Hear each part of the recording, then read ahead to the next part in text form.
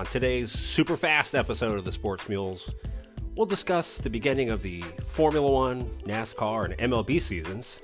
See what I did there? Like fast, speedy, a lot of racing stuff. You see how it can get oh boy. Here we go. Wake up, Mules Nation. Time to dig in. Welcome to the Sports Mules. I am, as always, your hate to be cold, super bold, often doesn't do what he's told host, Eric Kiner. Welcome back to the program. Boy, I feel like we were just talking. To you, seems like forever. Hours, days, years, centuries, whatever. To me, it was just a few moments ago, and I missed you all terribly. But welcome to the program. However you're listening, whenever you're listening, thank you for making this show a part of your day. I really do appreciate it, and I don't just say that because it's imprinted in my brain to say it that way, but I really do appreciate you guys listening and your feedback, whether it be nice or most commonly hatred-filled vitriol. But welcome to the program, and if you haven't listened to the Super Bowl breakdown, go listen to it, and go listen to all the episodes, because what else do you have going on in your life? Let's be honest. What's more important than listening to me rant? I mean, come on. Let's get serious, people. But so have you ever thought to yourself, I would really like to get into Formula One? It seems cool. It's flashy. People speak in a lot of different accents. Max Verstappen is probably a sociopath, and you really want to get behind that so you can watch his future episode of, Making of a Killer. But you don't know how. You don't know where. You don't know what. It's all too confusing.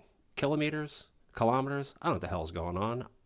Well, luckily you have me. So I'll give you some bullet points about F1, what you need to know so you can start watching it. The season will be starting here very shortly. And so you can feel like you can get involved in it and not be completely lost. And then we'll talk about MLB. Pitchers and catchers have begun to report to Florida for baseball. I'm sure there's pitchers and catchers there in Florida already, but baseball is starting to show up there. We'll see if anybody catches on to that one. I'm sure I'll get hate for that. So MLB season, some things to be on the lookout there. And then also, right, again, I love my birthday month. February is an awesome birthday month, right? It's the shortest. It's the hard, like, you got to make this target. It's just a great month. You got everything here. You got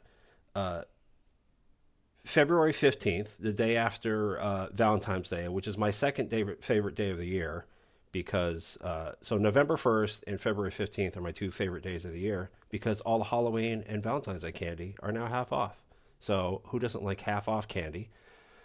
So that's great. You got President's Day, which is coming up. Apparently my daughter hasn't had school for the last 16 days because it was, President's Day coming up, and then they got Teacher in-Service Day. My mom never got all these days. She was never home. Or maybe she had them off. She doesn't want to be around us. That's also a possibility. But you got President's Day, which, you got Lincoln's birthday also. You got Washington's, but you got Lincoln's birthday, my favorite president of all time.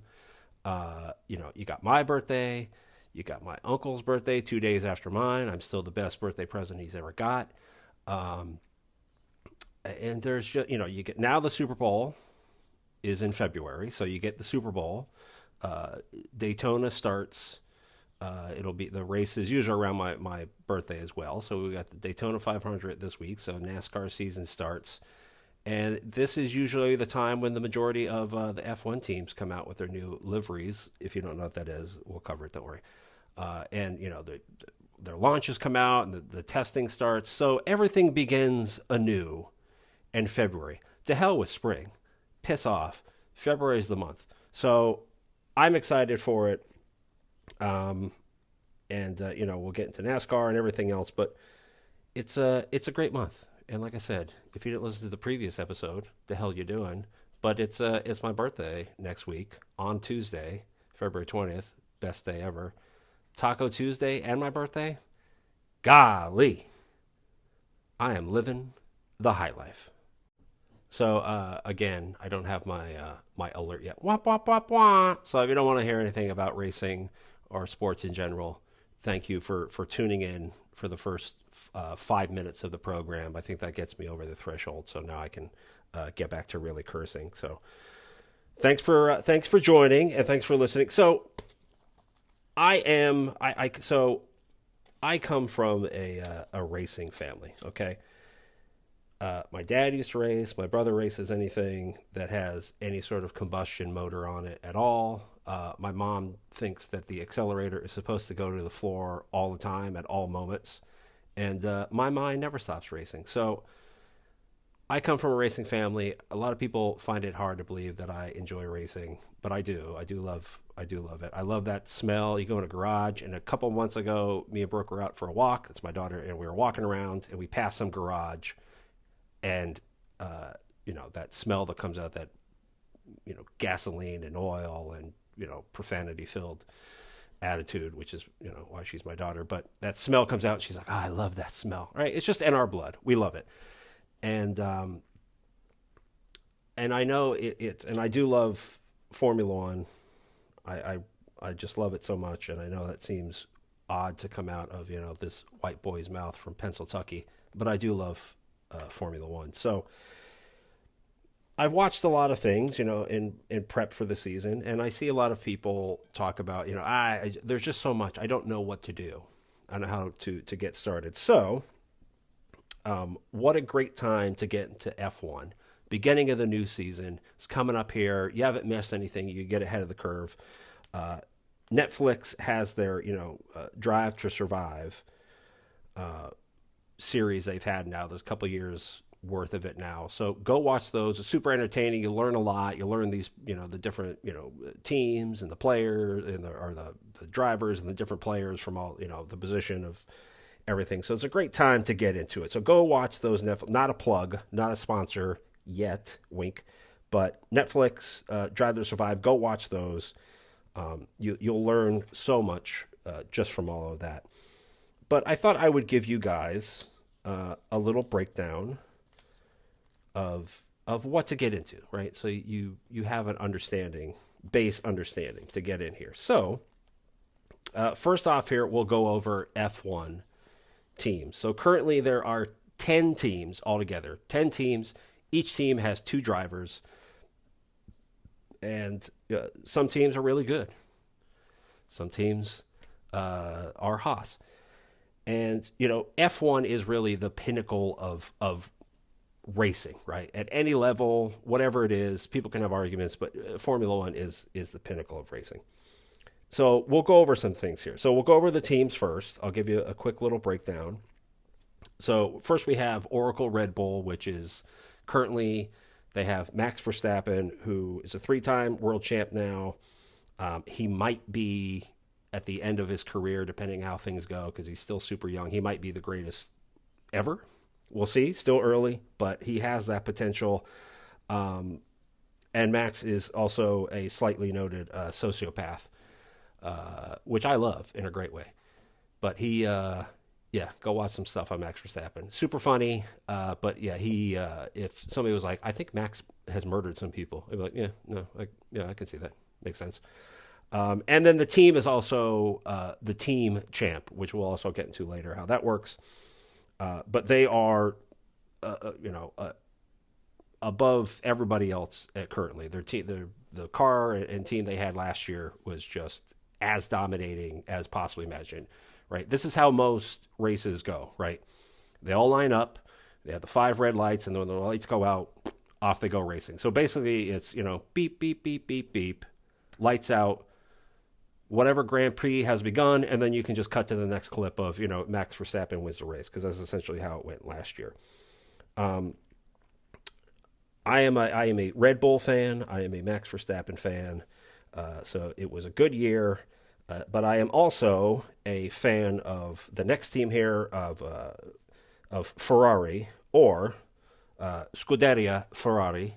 Scuderia, for those of you who don't speak Italian, like moi, Scuderia means stable, and it is, for those of you who also don't know, Ferrari's logo is the prancing pony, the horse, And so stable, right? Stable of racehorses, stable of race cars. So Scuderia Ferrari is Ferrari is obviously right. It's when somebody says F1, that's usually the team that everybody thinks of. It's the most famous. There is also a lovely $30 million a year something payment that the FIA, which is the governing body of Formula One, basically gives Ferrari because they are Ferrari. That's it. That's the only reason they get it. Here's $30 million. Why? Because they're Ferrari.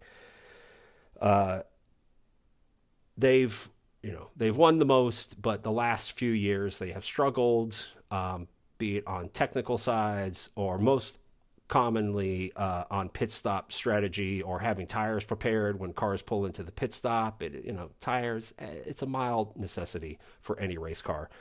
But yeah, they struggle lately, but we'll see how this year goes. A lot of good things I've seen and read, so we'll see how it goes. And then one of their drivers is Charles Leclerc, which is my daughter's favorite.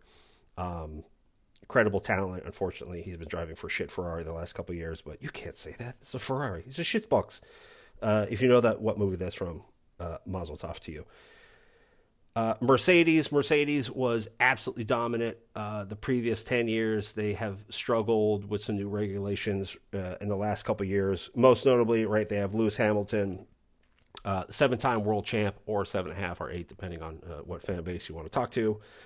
He will be moving to Ferrari after this season, but they were dominant for a decade, and they've been struggle bus themselves the last few years. But again, hopefully they've made some changes and get back into competing so that it's not just that. Even though I'm a Red Bull fan, right, I do like to see competitive racing.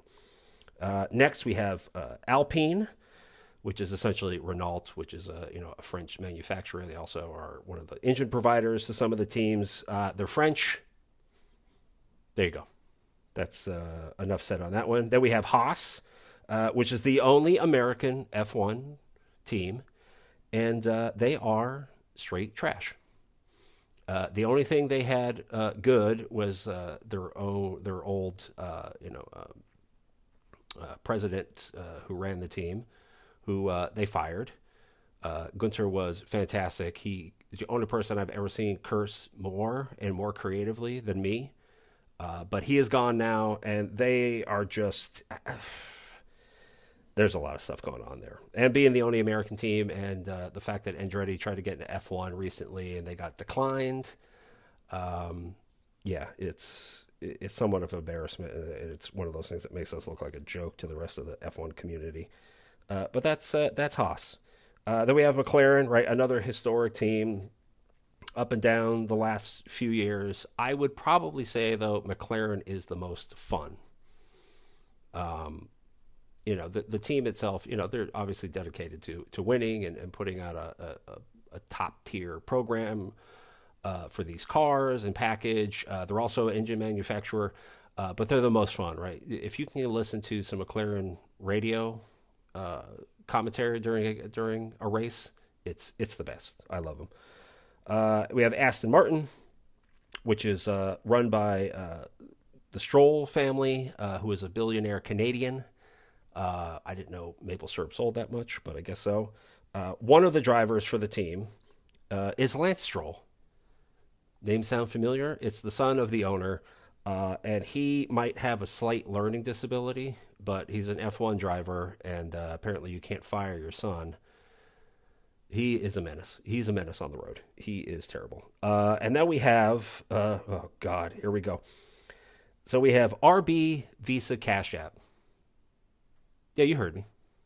I said all of those words on purpose. RB Visa Cash App. So there's used to be a few other teams, but essentially it is the child of Oracle Red Bull. And there's a lot of contention how essentially one F1 team is the parent to another F1 team, because there's a lot of rules and regulation and money spending, and there's only so much you can do. And this is kind of a way to skirt around it, to be honest, because you can essentially just have, we'll R&D this stuff and you got R&D that stuff, and then we'll share our information because we can.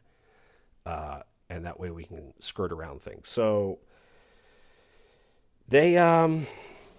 they're they're okay, right? They're an okay program because they're designed to be okay program. They're never designed to be better than Red Bull itself. They're designed to help us out, be the best that we can be, and crush the competition. And we'll give you some of our scraps, and that's what they're there for. And then we have Kick. Yep, Kick Sauber, which will become Audi in a few years, but they used to be Alfa Romero. Uh, Again, they're just kind of a back marker team, which we'll get to in a second, but they exist. They're a team. I do like the green and black livery they have this year. Again, we'll get into what that means, but car looks nice. How it drives, how it handles, to be determined. And then we have Williams, who always kind of tugs at your heartstrings. Another historic team. They're not very good. They don't have any money. They used to be the gold standard in F1 for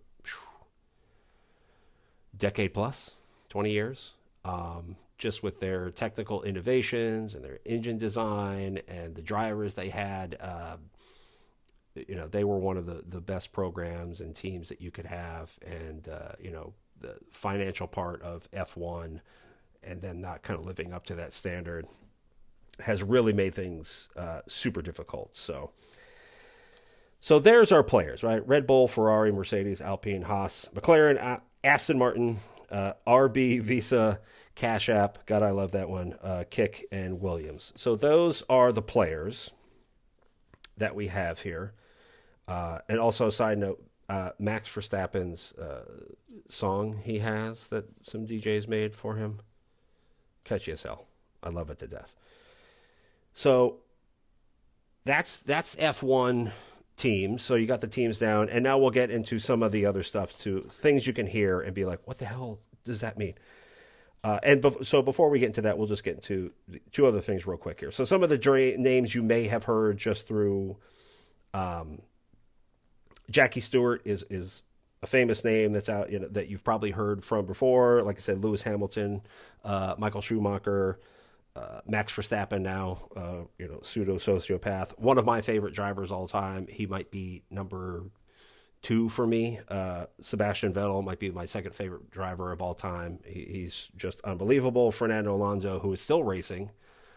This man never seems to age. I think he gets younger. He's like Benjamin Button out there. And then my favorite driver of all time, the late great Ayrton Senna, tragically passed away during a race, but he is just one of these. He's kind of the GOAT, and you can never beat him because he did incredible things with the cars that he had at the time. And if he was racing today, my God, he'd probably be unstoppable. And then some of the famous tracks you probably heard of, right? Monza in Italy, one of the few F1 tracks I've actually been to. It's fantastic. And then you have Monaco. Everybody hears that. That's one of those races. It's on the streets of Monaco. Not a super exciting race, but a super historic race. They do that on Memorial Day, which makes Memorial Day one of the best racing days ever because you get Monaco Grand Prix in the morning, then you get the Indy 500, and then later at night you finish with NASCAR at the Firecracker, Coca-Cola, whatever the hell they name it, at 600, right? So what a great day of racing if that's your thing. Then you have Silverstone, which is in England, right? It's the home base for a lot of these teams, and it's also one of the most historic ones, kind of the beginning of F1 overall. And it used to be an old RAF air base back in the day. And Spa, which is probably my favorite of all time. So those are some historic tracks and drivers that you've probably heard of through the years. So now we'll get into kind of, the nuts and bolts. See what I did there again, right? Some racing, some car stuff. Anyway, so there's a Drivers' World Championship, and then there's a Constructors' World Championship. So for every race, right, if, the top 10 finishers in a race get points, descending, for obviously you win the race, you get the most points, and it goes in from there. There's also a point you can get for fastest lap, yada, yada, yada. And then at the end of the season, whoever has the most points, obviously Drivers' Championship. Very similar for Constructors' Championship. So the Constructors' Championship comes down to the teams itself, right? The ones we said earlier, Red Bull, Mercedes, Ferrari, McLaren, yada yada. And then, same thing from there. Whoever they finish there and whoever gets the most points at the end, Constructors Championship. Now, more times than not, whoever is kind of the driver's champ kind of necessarily, facilitates usually the Constructors Championship falls with that, but not always. Sometimes we do get some mixed ones there. So those are those two. Those are the two big ones there. I've said it a few times. Back marker. Back markers are essentially, they're slower cars on the track, but they also somewhat refer to some of the other slower programs and teams in it. So you have like Haas and Williams and Kick has some days, but it's up and down. So those are kind of the lesser programs. So the back markers there.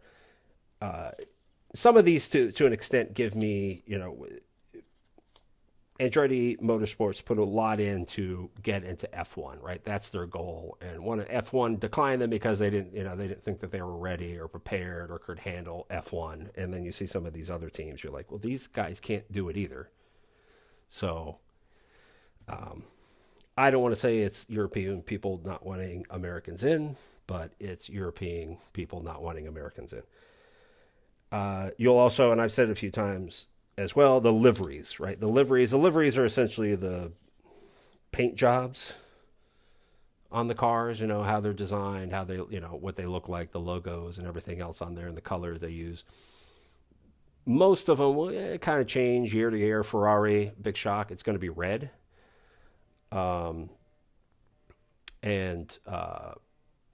Red Bull is going to look like a Red Bull car. That doesn't really change. Mercedes changes theirs up a little bit, little hints, sometimes they're silver, sometimes they're black, some red here, some, whatever. But for the most part, but mostly it's the same stuff, right? Or they change a little bit, minus those few. So that's that. Pit stops are insanely fast. Most pit stops are usually under 3 seconds, unless you're Ferrari and forget to bring the tires out. That can add some time to your pit stops. Red Bull they might still have it, but McLaren might have gotten him on it. But Red Bull had the fastest pit stop ever, which was 1.82 seconds, which is essentially come in, blink, and then they're out. There's video of it. Go watch the video. It's insane. So yes, and pit stops are super fast. You will hear the term DRS. DRS means drag reduction system. On the back of the car, there's a little wing that is closed to obviously drag reduction. The wind catches it and it holds you. It restricts the car a little bit, right? First it causes downforce, to keep the butt down, but also it restricts the airflow. Now there's DRS system here. There are parts of the racetrack, right? There's only segments where you can do it, where if you are within a second of a car ahead of you, the flap will open, allowing air to go right through. It speeds you up, right? Doesn't hold you back, and it gives you enough power and energy to pass the car in front of you, or catch up to it and pass it. Usually that's what it's for. So you will hear DRS, right? DRS zones, DRS. You'll see the little flap on the wing open up sometimes and close sometimes. So that's what that one is. So that's your DRS and your DRS zones. The FIA, which is the Federale Internationale Automotive, whatever the hell it is, right? It's the governing body of F1 and most European racing to that extent, right? They're in charge of it. FIA, depending on who you talk to, can mean whatever. Most people, forever incompetent assholes. That's kind of what that one works for. And if they don't want you to be a world champ, they will figure a way to not make you be a world champ. Go back to 2001, Max Verstappen, Lewis Hamilton. That's why some people say he's a 7-time champ. That's why some people say he's an 8-time champ. We'll split the difference and say he's a 7.5-time world champ. Also, a quick side note, the F1 theme song, it's top-notch, top level. If you don't know it, go listen to it. Unbelievable. Gets me hyped every time, which is why I probably should stop listening to it in the car. I'm gonna get some serious tickets. You'll hear paddock, right? That's the team garage and kind of the area behind the garage, behind the pits. So your team garage and then the area kind of outside of that, not excluded to the pit itself, but that's the paddock area. You'll see a lot of people walking around in that area. Then you got your podium. Podiums, exactly what you think a podium would be, right? It's where your top three finishers at the race go, and usually the manufacturer, of the day gets their trophy as well, so they'll go up there. So that's where you get your podium. You'll hear Q1, 2, 3, right? That's your qualifying. Qualifying one, all 20 drivers go out. That's Q1. Everybody gets a chance, and then you get the top, 15 that I believe. That's Q2, and then the top 10 fastest after that go to Q1, and then whoever is the fastest after that. That's how you set the starting lineup for the race, and then obviously you have P1, 2, and 3. Means exactly what you probably think it means. Position 1, 2, and 3. You won the race. You came in second. You came in third. That's how you get on the podium. See how that works? They practice on Friday. So races are usually every other week because, right, this is Europe. They have to travel from, all these, the logistics for this are insane. So there's usually a week in between. Then there's a summer break that they have where they're gone for a month and a half or so. Then they come back and race the second half of the season.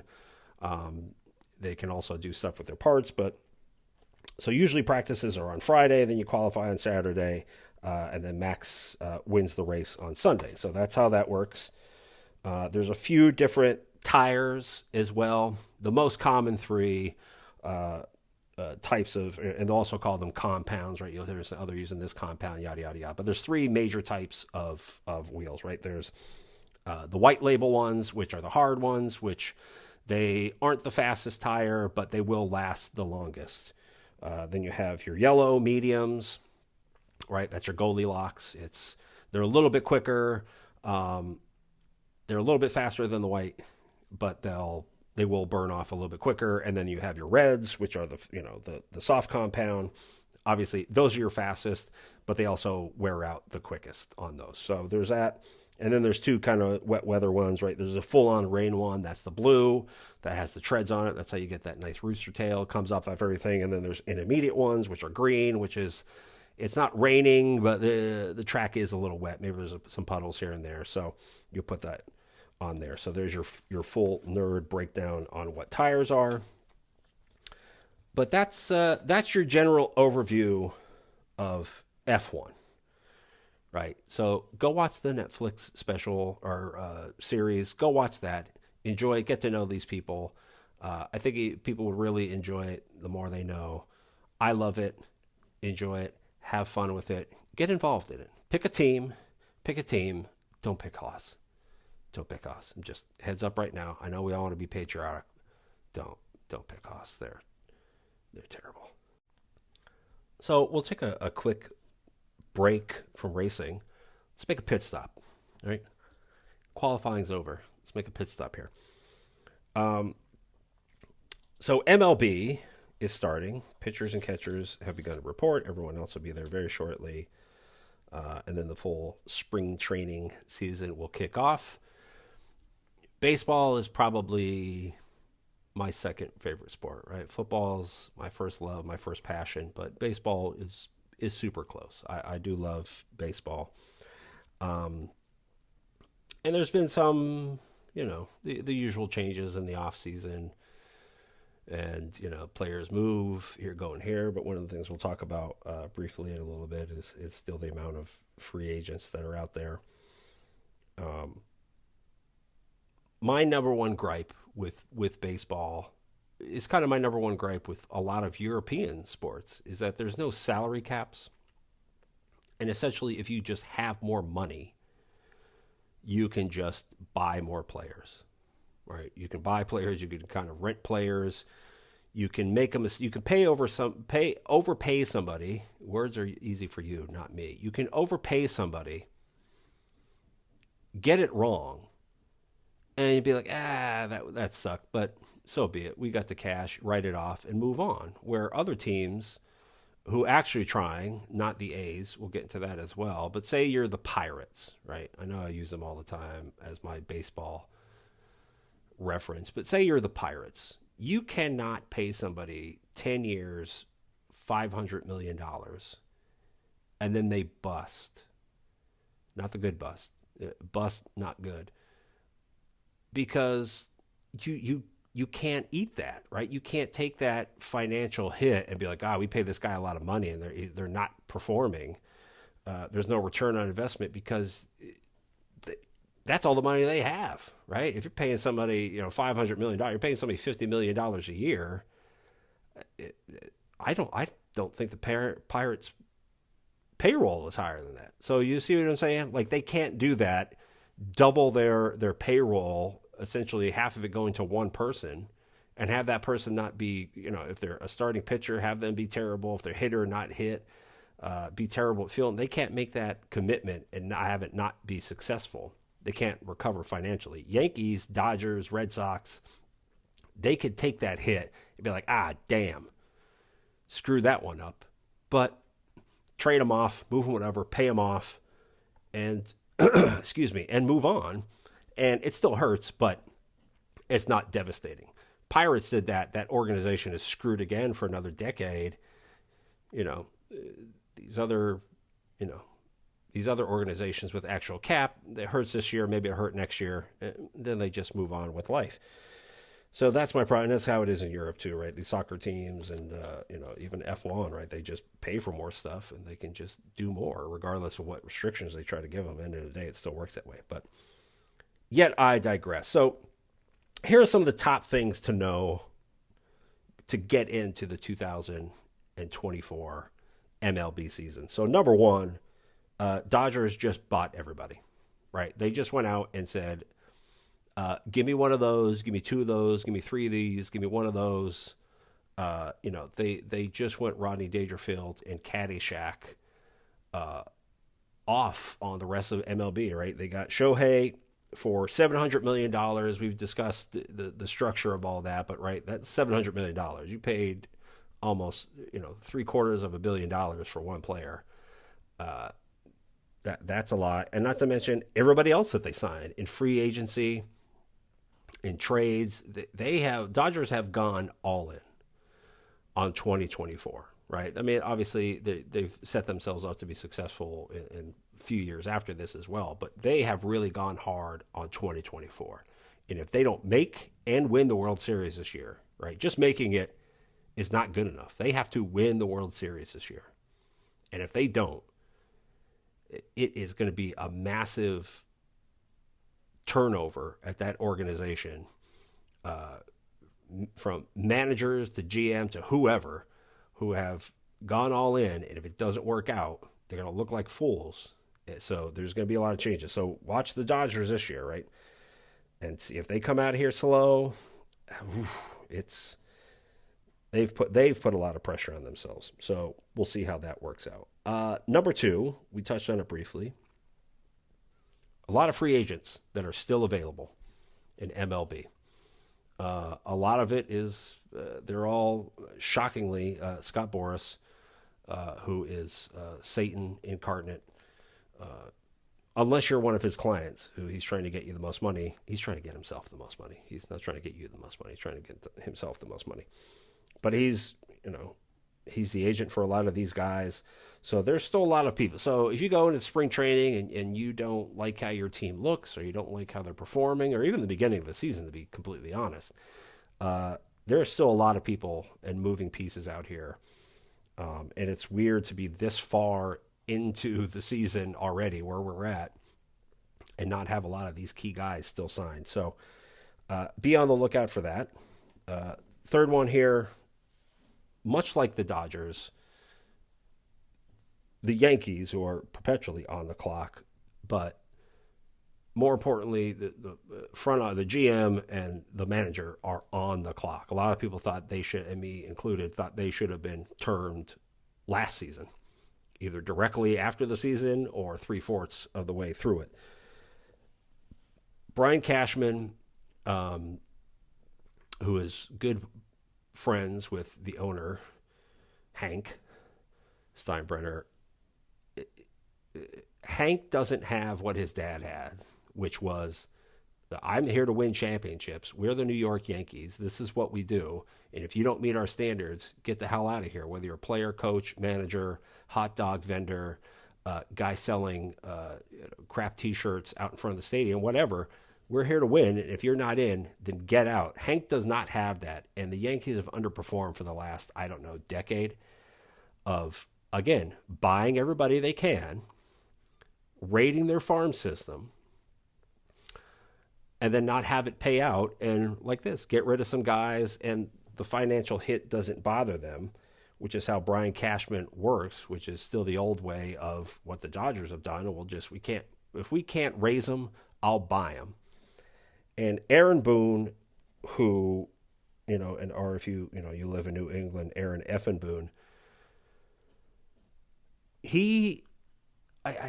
a man who has lived around baseball his entire life. His grandfather played in MLB.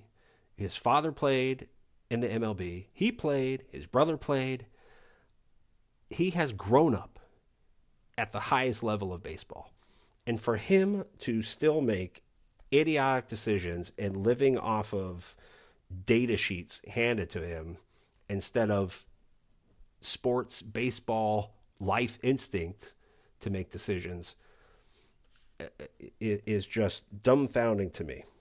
But these two are on the clock in the hot. Like, this seat is not hotter than what these two are on right now.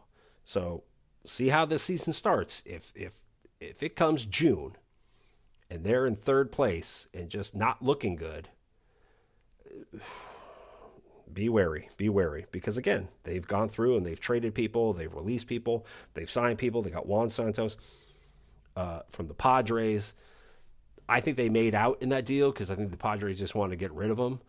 But again, right, this is another high-valued player with a high cost, and we'll see how this works out.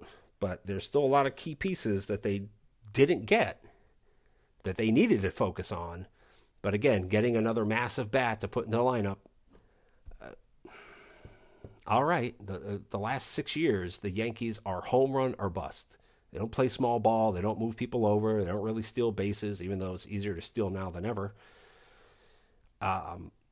If it's a 5-2 game and they're down, depending on who's batting, if they're not getting home runs, you can kind of count them out. So, just a lot going on there. But yeah, it's the Yankees have the standard. They're here for championship 28, right? It's 28. Lots of moves. They already have massive salaries, but it's World Series. It's number 28 or go. That's where the Yankees are at. And then the opposite end of that spectrum. How do I put this lightly? John Fisher, the owner of the A's, should just sell the team, take all the money he's going to make, and just go live his best life somewhere else. Why this man seems to be hell-bent on crushing the heart of one city and one fan base is beyond me. He puts no money into the team. He put no money into the facilities. They literally had to come up with a new system, Moneyball. The Moneyball has been more, the book and the movie are more productive and successful than the A's are. And I know they had a lot of great years where they won all these games, they won division championships. They were super competitive for a long time, spending zero money. But in the last, 5 years now, they have just gotten to a point where, again, it's the stadium is the nexus of all of this. The stadium they haven't done anything to since the last time they won the World Series in 1989, whatever the hell it was. It's just terrible. Raiders came in. They wanted to make it more football. They put up, Mount Davis there, that massive structure in the back, which looks like trash now, that it's just baseball. Nobody goes to the games. It uses the the team as a piggy bank. And then he just goes, well, we're just going to go to Vegas. We can't get a deal here, so we're going to go to Vegas. So we can get a stadium built for us, right? Again, billionaire, has money to build himself, but no, we'll get taxpayers to pay for it. They'll build us a stadium. We'll go there and continue to be trash. Because what makes you go, we just need a new place, and then I promise I'll get back to making us a winner again. There's nothing that says that. He just wants a fancy new place and an increase in revenue. That's all he wants. He just wants more money. But as it is right now, the stadium, if everything went great, and they do make the move to Vegas, which is still not 100%, so they make the move to Vegas. That won't happen until, what did they say, 2028? It's 2024. Beginning. Won't happen until the 2028 season. They have this season, and they have no agreement with the city of Oakland to play in Oakland at the Coliseum in the meantime, after that. So 25, 26, and 27 season, they have no home right now. They can't go to Vegas because there's nothing there to play. They don't have an agreement with Oakland. And quite frankly, if I was Oakland, I'd tell them to kick rocks. You go figure life out. Some other cities and states have been like, oh, we'll take them. We'll home them for the time being, because they're trying to get an MLB team. So they want to show that they're a good host city. There's been talk about the team disbanding until the new stadium gets built. Again, if the new stadium gets built, because the mayor of Las Vegas was like, I don't know, I think the A's should talk to Oakland and figure that out. So they have taken this situation and made it as bad as humanly possible. And again, John Fisher, the owner, who, earned his money the old way, he inherited it. Just sell the team. Just sell the team. Sell it to somebody who gives a damn about the A's and the city of Oakland and the Bay Area overall, and will do something to figure it out. The city has done their best to facilitate some sort of communication, some assistance. There's other places we can build. We've already allocated taxpayer money for you to build in these spots. We have the land for you. Work with us and we'll figure it out. John Fisher doesn't want to do that. He wants to go to Vegas because he wants that money and he wants that revenue. And I'm sure somehow, even though the city of Oakland or the city of Las Vegas would own the land and own it, and the hotel they'd work with, and what casino they'd work with, whatever, somehow this jackass would figure a way that he gets money from it. And you'll see some other stuff going there just to increase revenue. But it's just mind-boggling. Just sell the team and be done with it, and stop acting like a jackass all the time. Quick side note, not really a point of contention, but to go along with kind of the Yankees and the Dodgers, clock's a ticking. Phillies clock is also running. So they need to figure their lives out as well.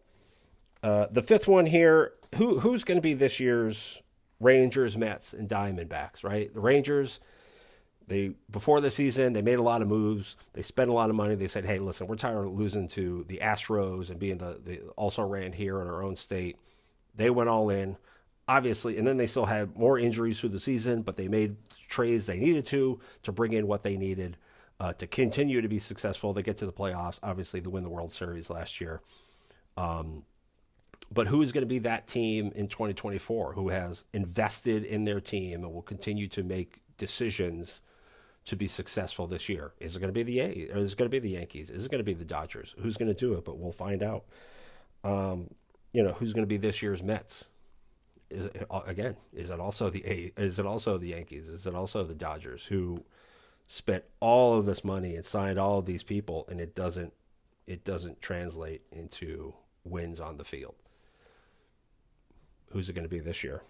And the Diamondbacks, who's going to be this year's Diamondbacks? Who's going to be a surprise? Who's going to be a team that, we're just not paying attention to? We just think it's going to be the same old, and they really make a massive step this year.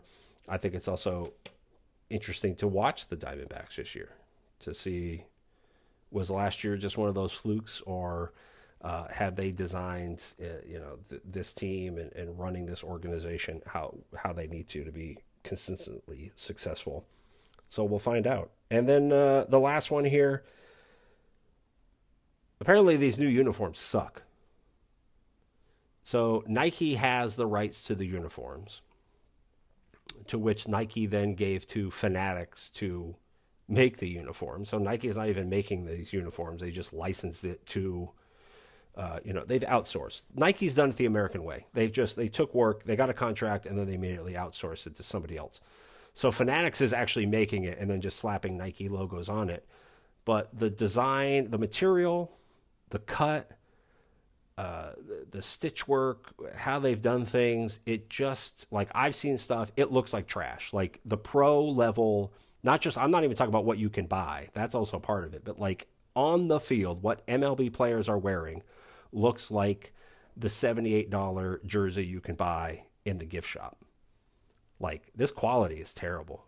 They look bad. Apparently they don't feel the greatest. It's just not a good look. And again, MLB has spent a lot of time, a lot of money giving all this stuff to Nike, who wanted the contract. And then Fanatics is just not doing a bang-up job. So, but that's your heads up going into 2024. Hopefully it helped out. And it's going to be a wild ride. Get ready, buckle up. Well, last and certainly not the least, but depends on your view, I guess. So NASCAR Daytona 500 is this Sunday. So NASCAR season is essentially in full effect, right? We've had Speed Week. Last night, Thursday, was the twin 150s, 250s, 150s. To essentially set up the field for the race, right? They had qualifying was Wednesday, where you get, the first two row, the first row gets set up, so 1 and 2. And then the rest of the field gets filled out from the two races last night. And now we're set up for Daytona 500 on Sunday. So there's a few things to, again, much like MLB, to kind of get yourself set up for the 2024 racing season for NASCAR. It is out now. I believe so. Again, it's on Netflix, not a sponsor yet. Wink. So NASCAR now has this, similar to F1's Drive to Survive.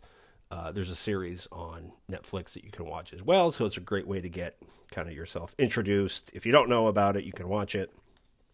And if you do know, it's a great refresher and catch up and see how things and see behind the scenes. So that series is out. So go watch that to get yourself prepped. NASCAR is looking to open an office in Charlotte, which is their home base city, and have something similar to how NASCAR has, or how NFL has in New York, for reviews. So when they're checking stuff back, there's a central location where everything gets sent to. So they want to have that for their officiating. So rules that are broke or any incidents, right? They have one location they can go to that has everybody there who's going to make decisions anyway, so they can kind of see things in real time and make a little bit faster and more accurate decisions based upon that. So they're looking to make that. Don't really have it yet. They have something similar that they have at the sites, but they still miss a lot of stuff. And they want to expand it and have like an actual location with more people on there to watch things. And then they're also doing some stuff with the checking they have pre and post race to understand things a little bit better and be a little bit more similar to the officiating on the race. During the race, they want to have something beforehand to just be a little bit more consistent. So there's that. Chevy Camaro. GM is stopping manufacturing Camaros. I think this is the last year they're doing it. Maybe next year. I believe it's this year. It's the last time they're actually not going to produce the vehicle anymore. Right. So who is Chevy or GM overall? going to add to NASCAR? What car are they going to use? Um, Now, there are some rules that say that they can still use that body, frame, shape, whatever, for another year or two until, if they don't have something hashed out.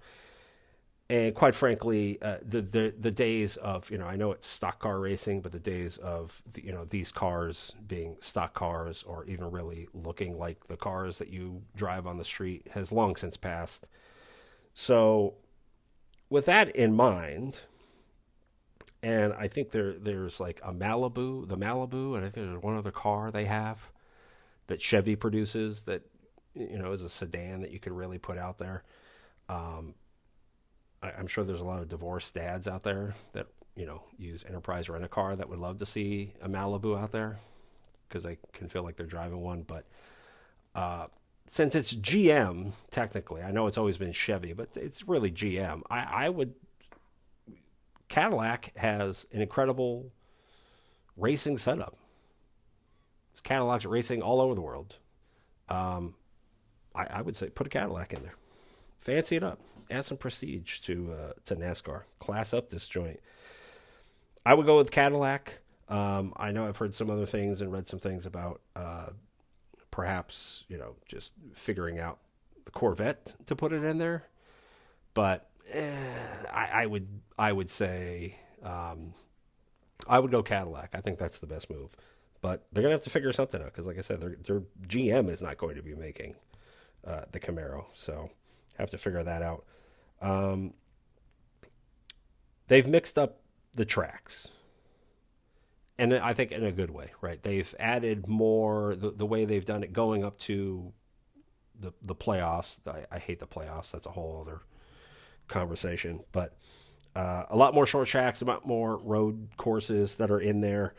Um, because I think they have too many of these, these mile tracks where it's not entertaining to watch. It's just bad TV, right? Regardless of what you think of the racing, it's just bad for TV, which is what they want and what they care about because the attendance at these races has gone down because they've price pointed a lot of people out. There's always a weather concern. The economy is not that great to have the money to spend anyway, let alone travel to a lot of these places. And I just think the quality that's been on the circuit the last 6 years, 7 years. There's three major programs. One of them is going to win the race most likely, unless somebody else sneaks their way in there, gets through there from accidents, whatever. But I just think the product hasn't been that great. But I think it is better on short tracks and on the road courses. It's better for competition. It looks better. It's better on TV and in person, and that's again right. That's what they want. Have people go to the races, and have it more enjoyable to watch it more, and watch it longer on TV because some of these races now also get ridiculously long. Daytona 500 is going to start at like 3 o'clock and is going to end at 8:30 because there's going to be 55 crashes. There's probably going to be a rain delay in there somewhere. There's going to be one or two red flags. This stupid overtime rule where they, even though you won, you were the leader at lap 200. Somebody blew a tire out on the back straight, so we got to do it all over again. It's just you're racing 500 miles. Race 500 miles. Whoever crosses first at 500 wins. It's not entertaining to watch. Watch them go around 6 more times, so there can be 8 more crashes and 5 cars finishes. So, get to short tracks and road tracks. That's the way to go. I think it's more entertaining. And I'll go with the TV stuff again because I do have a plan. This is the last year for the old school Fox, FS1, NBC Universal, which is NBC and USA and a few of their other channels they have. So that's how we've all watched, right? Which is another problem NASCAR has had, and they will have even more going into the future here. Is what time the games start for the NFL? What day and what time? It is Sunday. There's a 1 o'clock game, and there's a 4:30 game. And there's a Sunday night game and a Monday night game. You know when NFL is on, and you know what channels it's on. You may not know exactly what channel a team is on. You're like, what channel's the Ravens on? Where are the Niners at? You may not know each week, but you have an idea of what time those games are going to start and where they're going to be and where you can go.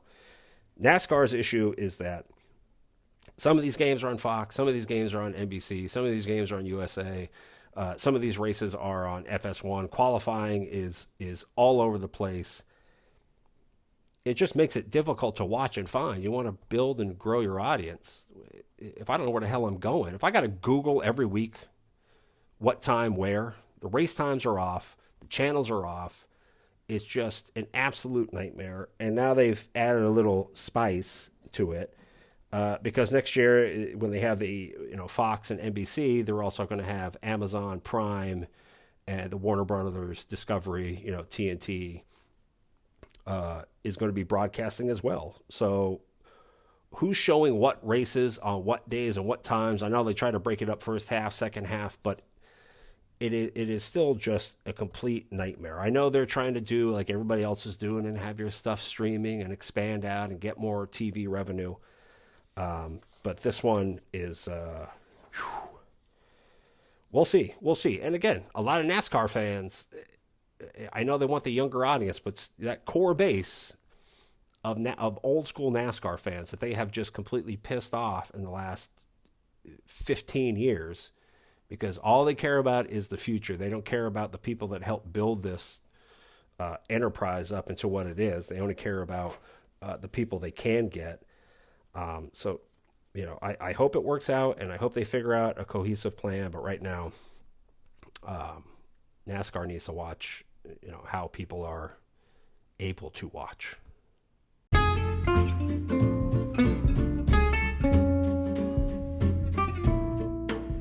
Well, that is episode 2 for the day.